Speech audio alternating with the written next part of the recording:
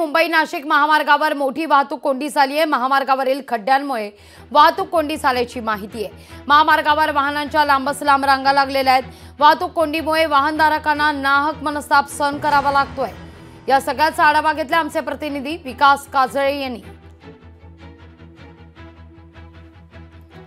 नाशिक अकरा महामार्गावरती घोटी परिसरामध्ये आपण आहोत आणि या ठिकाणी जर बघितलं तर जवळपास घोटी नाशिक महामार्गावरील खड्ड्यांमुळे जवळपास 3 ते 4 किलोमीटर पर्यंत वाहनांच्या रांगा लागलेल्या आहेत। जवळपास घोटी टोल नाकापासून तर माणिकखांब पर्यंत वाहनांच्या रांगा लागलेल्या आहेत आणि सर्वात महत्त्वाची बाब म्हणजे मुंबई नाशिक अकरा महामार्गावरील खड्डे।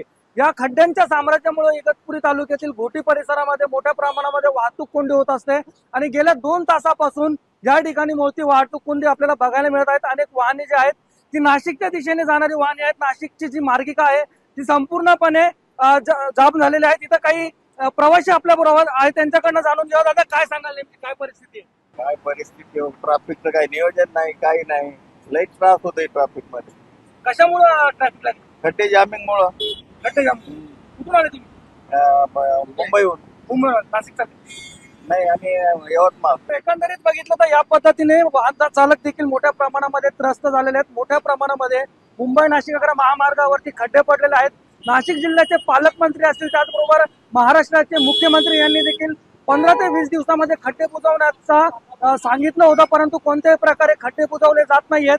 महामार्ग प्राधिकरण खड्ड्यांकडे लक्ष द्यायला तयार नाहीत आणि महामार्ग प्राधिकरण पालकमंत्री असतील, मुख्यमंत्री असतील, त्यांच्या आदेशाला केराची टोपली दाखवते की काय अशी सर्वसामान्यांमधून जनभावना व्यक्त केली जाते।